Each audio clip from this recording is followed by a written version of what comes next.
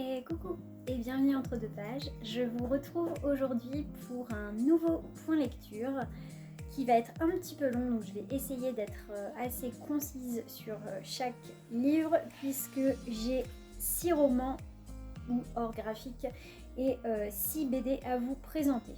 Donc comme d'habitude je commence par les non graphiques et je finirai par les graphiques. Donc je vais commencer par ma déception de ces derniers temps. Donc c'est Les mots des riches, les mots des pauvres de Jean-Louis Fournier au livre de poche. C'est un livre sociologique, ce n'est pas un roman. On va suivre en alternance des points de vue donc des riches et des pauvres avec des tournures de phrases et des clichés, on va dire, sur chaque classe sociale. J'ai trouvé ça assez lourd. Au niveau de l'humour, j'ai pas accroché plus que ça. J'avais pas accroché non plus à un autre livre de Jean-Louis Fournier que j'avais lu. Je pense que c'est un auteur que je vais laisser tomber. Donc on va laisser tomber, d'autant que c'est très caricatural, ça fait des généralités, j'ai horreur de ça. Ça m'a pas fait rire plus que ça. C'est censé être drôle, mais franchement, moi j'ai trouvé ça plutôt lourd. Donc c'est ma déception de ces derniers temps et c'est un auteur que je retenterai pas parce que ça ne me convient pas. Ensuite, j'ai lu 2 livres audio, je vous les mettrai ici. Donc le premier, c'est Petit secret, grand mensonge de Liane Moriarty sur les conseils de Mélo de la chaîne Méli Mélo de lecture qui l'avait lu et puis qui avait conseillé Liane Moriarty comme auteur de thriller. J'ai beaucoup aimé cette lecture, même s'il y a des personnages qui m'ont dérangé dans leurs réactions, mais c'est que je sais que je n'aurai pas les mêmes réactions. Ayant vécu certaines choses similaires, je sais que je ne réagis pas comme ça et du coup ça m'a perturbée de les voir réagir autrement. Mais je pense que c'est vraiment très très personnel. C'est une lecture vraiment prenante qui va se situer dans la banlieue de Sydney aux abords d'une école maternelle et on va suivre notamment 3 mamans. Un microcosme social où il y a des ragots de partout, où tout le monde dit du mal de tout le monde derrière son dos. Enfin, c'est très très très glauque comme ambiance. Et d'autant que 2 des jeunes femmes ont vraiment des vies complètement noires, qui ont vécu des choses absolument horribles dans leur vie et qui essayent tant bien que mal de s'en sortir avec leurs enfants, avec le personnage de Madeleine qui m'a apporté un bol d'air frais dans cette atmosphère très très lourde de ce roman. Et les autres personnages, le personnage de Céleste et le personnage de Jane, sont vraiment des personnages ultra attachants. Mais j'ai trouvé ça vraiment très beau, c'est ce lien en fait qui se crée entre ces 3 femmes. J'ai adoré aussi la construction du récit avec ses retours en arrière parce qu'on le sait très bien qu'il y a eu un mort dès le début. Donc le problème c'est qu'on ne sait pas qui est mort. Parce qu'au bout d'un moment, on élimine des gens parce qu'il y a des gens qui parlent à l'inspecteur de police, donc on se doute bien qu'ils ne sont pas morts s'ils parlent. Mais du coup, les 3 protagonistes principales, elles ne parlent pas. Donc du coup, il y a vraiment un mystère là-dessus et c'est vachement bien ficelé. C'est très bien foutu. J'ai accroché complètement à cette mise en scène. Je me suis attachée en fait à ces familles, à cette espèce de petit monde de Piri-Oui. J'ai aimé suivre ces personnages et je suis assez curieuse de voir d'autres titres de Liane Moriarty parce que franchement oui c'est une autrice à découvrir. Je connais pas du tout la littérature australienne et là première percée dans la littérature australienne, c'est bon, c'est parti quoi. Et le format audio pour les thrillers, c'est vraiment topissime.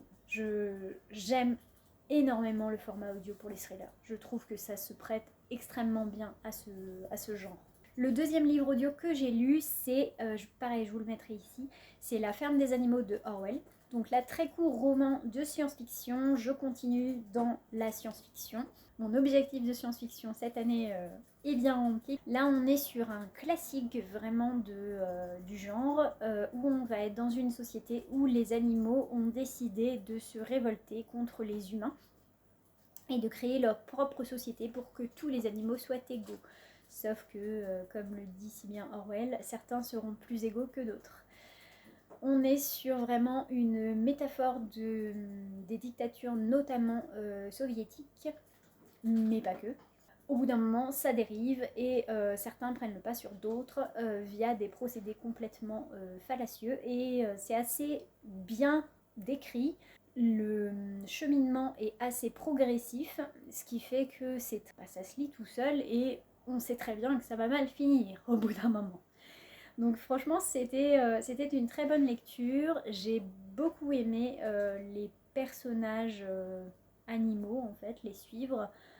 Notamment le personnage de l'âne, que j'ai trouvé mais génialissime, parce que c'est le personnage, c'est le mec, il sait tout à l'avance, mais il ne dira rien, en fait. Au bout d'un moment, il dit mais vous avez rien vu en fait. Moi je le savais depuis le début. Voilà, donc j'ai beaucoup aimé ce personnage, j'ai beaucoup aimé ce livre. Le style de Orwell, comme toujours, j'avais lu 1984. J'avais adoré, faut que je lise la nouvelle trad, mais franchement j'avais adoré l'ancienne version. Donc moi la science-fiction classique, je suis une grande fan, notamment sur les dystopies. Je trouve ça, les dystopies classiques sont un sous-genre de la SF que j'adore. Très bonne version audio également. Ensuite j'ai lu en contemporain adulte La Reine des lectrices de Alan Bennett chez Folio. C'est un petit roman. Le postulat, c'est si la reine d'Angleterre, au lieu de satisfaire à ses obligations au royal, se prenait de passion pour la lecture et passait son temps à bouquiner. Moi j'adore. Et puis j'ai adoré, franchement j'ai adoré ce livre. Il se lit extrêmement vite, extrêmement bien. C'est un truc improbable, mais je trouve ça super. Je vais vous lire une citation que j'ai trouvée absolument juste, en fait, qui décrit extrêmement bien le rapport qu'on peut avoir avec les livres. Je trouve que ce livre est super pour ça, pour l'amour de la lecture et la découverte des univers. Elle découvrait également que chaque livre l'entraînait vers d'autres livres, que les portes ne cessaient de s'ouvrir, quels que soient les chemins empruntés, et que les journées n'étaient pas assez longues pour lire autant qu'elle l'aurait voulu. On est d'accord. J'ai adoré ce livre pour ça, pour cette espèce d'illumination qu'elle a quand on lui fait découvrir la lecture via un bibliobus qui est en bas du palais. Le personnage qui l'initie, c'est le bibliothécaire du bibliobus et un usager, un jeune garçon complètement perdu dans sa vie, qui travaille aux cuisines et qui passe son temps dans le bus en train de bouquiner, et qu'elle choisit comme garçon valet, en fait, comme valet personnel, et qui est chargé de lui choisir ses bouquins.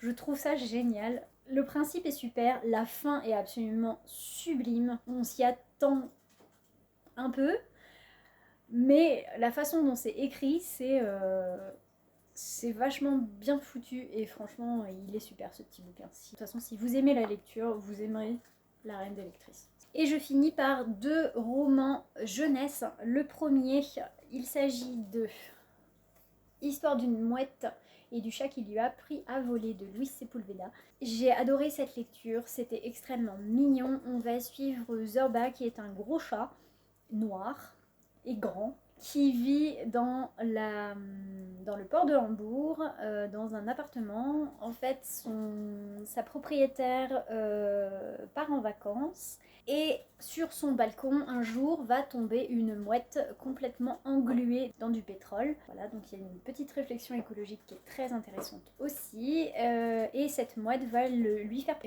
fait promettre en fait de prendre soin de l'oisillon et de lui apprendre à voler. Donc le chat, il est assez loyal, donc du coup il se met à couver cet œuf. Je trouve ça très drôle. Le chat qui couve l'œuf de mouette, le passage est vraiment très drôle. Et il se met à élever cette petite mouette qu'il appelle Afortunada avec les chats, ses amis chats du quartier. C'est vraiment très très mignon comme histoire. Il y a vraiment de la poésie, de la tendresse dans ce roman. Encore une fois, avec Sepulveda, je suis conquise parce que j'avais adoré Le Vieux qui lisait des romans d'amour et je pense que je vais en lire d'autres de cet auteur parce que je trouve ça très très beau et ça fait du bien en fait. C'est des romans qui font vraiment du bien. Cette version-là, qu'il y a des illustrations comme ça en pleine page qui sont très sympas en noir et blanc. Je la trouve très belle en fait cette édition.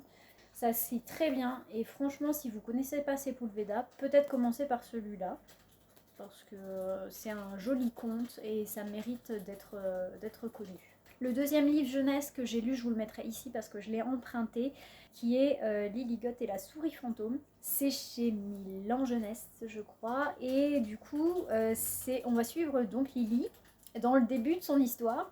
J'avais déjà des éléments du tome 2 et du coup là j'ai le fin mot de l'histoire. Là on va la suivre dans son enquête, dans le début de ses enquêtes avec le club du grenier. Donc tous les enfants des domestiques en fait font partie de ce club et intègrent Lily qui se sent pas très à l'aise au départ et puis après ça va mieux. Elle a une relation assez distante avec son père parce que il est triste en fait que sa mère soit morte et il rejette un petit peu sa tristesse sur sa fille qu'il voit qu'une fois par semaine lors d'un repas traditionnel. Enfin bref, c'est très codé leur relation. Il y a ce fameux majordome absolument horrible. Il a une tête, ce mec, mais il fait peur. Il fait un espèce de complot pour gâcher la fameuse fête qui a lieu tous les ans au manoir, qui est une course, puis une chasse à l'intérieur du château. C'est assez perché quand même, hein. Faut avoir l'esprit ouvert avec ces bouquins. C'est du Chris Riddle, donc c'est complètement barré, hein. Super sympa, moi j'aime beaucoup les dessins comme d'habitude. Et j'aime beaucoup le côté un peu foufou des intrigues de Chris Riddle. Là, on va suivre l'organisation de cette fameuse chasse, les invités qui sont tous plus dingues les uns que les autres, et la fameuse nouvelle gouvernante qu'on va suivre dans le tome 2. Et du coup, là, on la rencontre dans le tome 1. Et je trouve qu'elle a une classe folle. Chris Riddle, c'est des pépites à chaque fois. Je suis conquise et j'aime énormément cet auteur de littérature jeunesse. On va passer au BD. Je vais vous les mettre ici parce que c'est toutes des emprunts et j'ai tout rendu. Et je vous mettrai des inserts en même temps. On va commencer par, pas celui que j'ai le moins aimé parce que j'ai bien aimé. J'aime beaucoup l'histoire, j'avais adoré le roman, ça avait été un coup de cœur, mais là la BD, les graphismes j'ai moins accroché. Il s'agit de l'adaptation en BD de L'Enfant Océan de Jean-Claude Monleva, donc c'est par Max Lerminier, c'est chez Jungle Pépite. J'ai vraiment aimé en fait cette histoire, donc je vous renvoie à mon point lecture où je parle du roman parce que l'histoire je vous l'ai déjà racontée. Les graphismes sont assez durs, j'ai trouvé, pour une BD jeunesse. Après, l'histoire est toujours aussi bonne. Par contre, là où j'ai moins accroché, c'est que l'adaptation graphique rend moins compte de cet enchaînement de témoignages, comme on peut le voir dans le roman. Et le langage particulier utilisé par Yann, j'ai pas trop accroché de comment c'est traduit en graphique, parce que c'est pas comme ça que je l'imaginais. Donc c'est un peu, voilà, c'est une petite déception, mais en même temps j'aime beaucoup cette histoire. Donc, la deuxième BD, je vous la mettrai ici, c'est pareil. C'est Picobug, le tome 1, La vie et moi. Alors ne me demandez pas l'auteur parce que je ne sais plus. Je ne sais même plus l'éditeur, tout va bien. Booktubeuse en carton. Toujours est-il qu'on va suivre Picobug et sa petite sœur Anna. Ils vivent en ville, ça c'est sûr, mais après je ne sais pas la ville exacte. C'est extrêmement touchant, c'est drôle. Au niveau des graphismes, j'ai trouvé ça très sympa parce que c'est assez aérien en fait. Au niveau du trait, ça fait très gribouillé et en fait c'est vachement recherché. Au niveau des cases, on est sur des strips de 3 cases à peu près. Ça peut être des grandes planches, mais c'est assez rare, c'est plus 3 cases par 3 cases, un petit peu comme ce qu'il y avait dans les magazines fut un temps, donc ce qui était Cédric, Mafalda, enfin des choses comme ça. Et on est vraiment sur cet état d'esprit de gamins qui vont te sortir des trucs énormes, et ça va passer parce que c'est des gosses et c'est juste trop drôle en fait. Et ils ont vraiment une mentalité, pas d'adultes, mais ils ont des sorties très drôles pour le coup. Ça m'a vraiment fait rire parce que c'est pas, il y a aucune once de méchanceté derrière, c'est vraiment plus de la taquinerie et c'est des punchlines quoi, vraiment, hein. Ils ont des sacrés punchlines les deux. Tout le monde en prend pour son grade. C'est très très drôle, ça m'a vraiment fait rire. Ensuite, le prochain, c'est le Château des Étoiles, le tome 3, Les Chevaliers de Mars, hein, de Alex Alice. Déjà, elle est super belle cette BD. J'avais adoré les 2 premiers tomes. J'avais trouvé ça très beau au niveau des couleurs pastel qu'il y a à l'intérieur. C'est remarquable. Et là, du coup, on est sur la suite des aventures de Hans, Séraphin et la jeune fille, je ne sais plus comment elle s'appelle, la sœur de Hans. Donc là, on est à la fin du 19e siècle. Les premiers tomes se passent en Bavière. Il y a une histoire de rivalité entre la Bavière et la Prusse, avec Sissi l'impératrice, avec Bismarck. Enfin, il y a vraiment des personnages historiques qui jalonnent cette BD. Et là, on va avoir un passage sur comment ils vont se retrouver à devoir aller sur Mars pour rechercher le père de Séraphin. C'est super bien foutu. C'est assez haletant au niveau du rythme parce que c'est de l'aventure vraiment un petit peu à la Jules Verne. Ça fait vraiment très inspiration Jules Verne comme intrigue et au niveau des dessins aussi. Je trouve ça vraiment très beau. La technologie utilisée de l'éther, enfin, c'est super bien trouvé.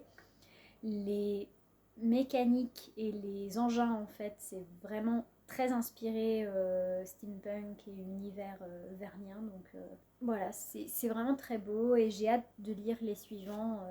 Je crois qu'il y a 2 tomes à la suite, il y a 5 tomes en tout, donc j'emprunterai avec plaisir la suite de ces aventures. Ensuite, j'ai lu une grosse BD qu'on a beaucoup vu passer et que j'étais très contente de trouver à la médiathèque. Donc j'ai lu Tant pis pour l'amour ou Comment j'ai survécu à un manipulateur, je crois, le sous-titre, de Sophie Lambda. C'est une grosse BD qui doit faire 300 pages à peu près, où la narratrice, donc la BDiste, Sophie Lambda, va nous raconter sa vie et comment elle a succombé au charme d'un homme qui s'est révélé être un manipulateur, qui a complètement détruit sa vie. Et voilà, elle a décidé de l'intégrer, de créer une BD pour raconter cette histoire et éduquer en fait les gens à cette problématique et au fait que les manipulateurs sont assez indétectables de par leur nature même. Elle est très gentille en fait avec elle-même. On sent qu'elle a passé le cap de cette culpabilisation dont elle parle beaucoup dans ce livre. Il y a le personnage de son ours, très drôle.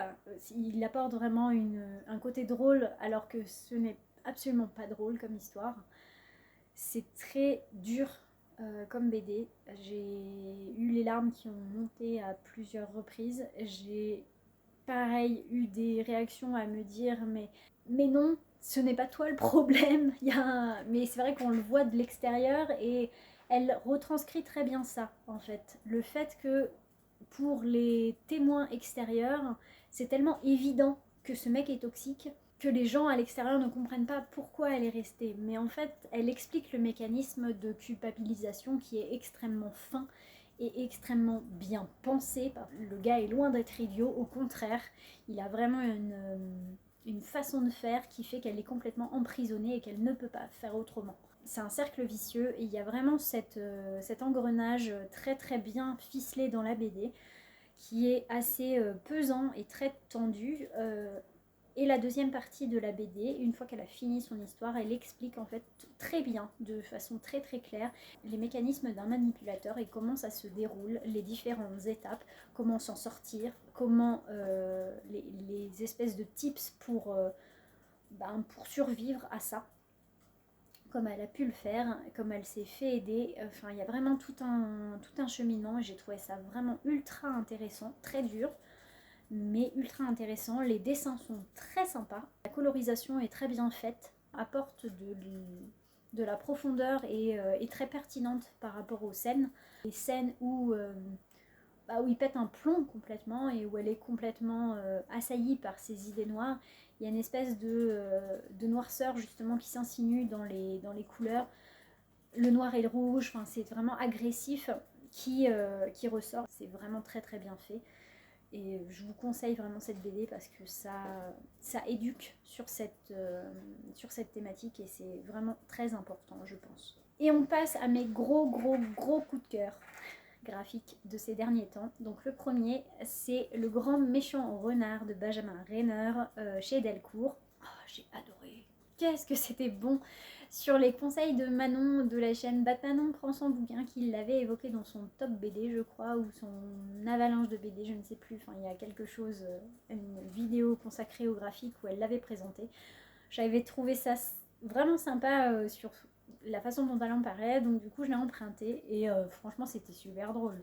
On va suivre un renard qui aime bien visiter le poulailler, qui concrètement aimerait bien chasser une ou deux poules, sauf que les poules sont un petit peu violentes et qu'elles le tourmentent un petit peu, donc c'est un peu galère. Il prend conseil auprès d'un loup qui, suite à quelques manipulations et vocalises, lui permet de récupérer des œufs de poule et lui dit oui mais on va pas les manger tout de suite, il faudrait il faut attendre qu'ils éclosent pour avoir des poussins, on les engraisse un peu et puis on aura plus de viande. Ok, donc le renard est parti à couver les œufs encore, donc encore un truc improbable de couvaison. Il couve les œufs et les œufs bien sûr éclos, les poussins le prennent pour leur mère et c'est là que les choses se gâtent. Parce que le renard, au bout d'un moment, va s'attacher au poussin et ça va poser pas mal de soucis. C'est pas vraiment des cases, c'est vraiment des cercles en fait de dessin. Il y a des grandes planches aussi sur page entière. C'est bien mené au niveau de la rythmique, c'est extrêmement dynamique. On s'ennuie pas une seconde. Il y a des petits épisodes, on va dire. Ça se lit vachement bien parce que justement il y a des pauses. Il y a quelques petites ellipses temporelles dont on comprend ce qui s'est passé. Et franchement, c'était super bien. Si vous aimez les histoires improbables de parentalité complètement loufoque, l'humour mignon, et ça m'a beaucoup fait rire. Très très belle découverte. Je suis assez contente d'avoir ce livre et je me demande même si je vais pas me l'acheter pour pouvoir le relire à la maison. On finit avec mon méga coup de cœur. Je pense qu'il va se retrouver dans le top de cette année parce que franchement c'était génial. C'est Podum de Hubert et Zanzime. C'est chez Glénat, je crois. Je sais, on le voit passer partout, mais franchement, il y a des raisons. Il y a des raisons à pourquoi ce livre passe partout, parce que j'avais peur en fait, parce que en voyant cette couverture, je me suis dit, bon, je sais pas si au niveau des graphismes ça va le faire, parce que je suis pas spécialement fan de la couve en fait. Je dis bon, c'est quoi? C'est Podane, Podum. Je me suis un peu, j'étais un peu partie là-dessus en fait. Et pas du tout. On est dans la Renaissance italienne. On va suivre une jeune fille qui s'appelle Bianca, qui est promise à un jeune homme, comme c'était souvent le cas à l'époque, qui s'appelle Giovanni. Elle va, en attendant que le mariage soit conclu, aller chez sa marraine à la campagne. Et sa marraine va lui offrir une peau d'homme qui se passe de génération en génération chez les femmes de la famille. Donc c'est carrément une combi, hein. Elle enfile une combi et elle devient un homme, donc elle devient Lorenzo. Et elle peut expérimenter le monde en tant qu'homme.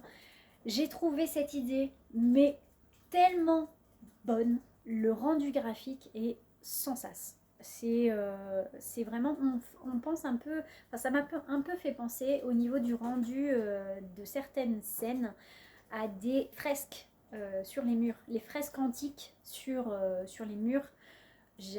Ça m'a fait penser à ça parce que quand j'avais été visiter Pompéi, il y avait des fresques dans les lupanards de Pompéi, sur les frontispices des portes. Et au niveau du ton de couleur, enfin de la colorisation, ça fait vraiment penser à ça. Ça m'a vraiment transportée. J'ai adoré l'évolution du personnage de Bianca. J'ai adoré l'évolution de Giovanni, leur relation en fait, l'évolution de leur relation, la dimension sur la pression religieuse de l'époque, le côté prédicateur, le côté intolérance envers la différence, le côté en lien avec les artistes de l'époque, l'art vraiment de la Renaissance italienne qui est vraiment très présente dans cette BD. C'est magnifique, c'est vraiment une BD à découvrir. Il y a beaucoup de scènes de nu, donc si vous aimez pas les scènes de nu, voilà, passez votre tour. C'est très fin en fait, il y a pas de, c'est pas grossier en fait comme graphisme. Si vous connaissez un petit peu l'art de la Renaissance italienne, on est sur des statues de nus, d'hommes, principalement d'ailleurs. C'est principalement des hommes, pas des femmes. Et là, du coup, oui, il y a un rapport au corps de la femme et à sa vie, en fait, à son évolution, à sa place dans la société. Il y a tellement de choses dans cette BD qu'elle mériterait franchement d'être lue et relue. Moi, je vais me l'acheter parce que je veux la relire, je veux m'en imprégner.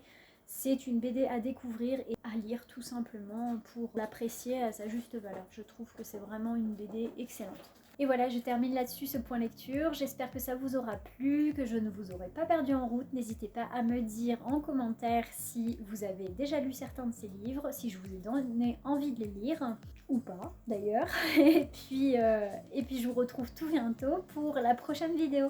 Salut!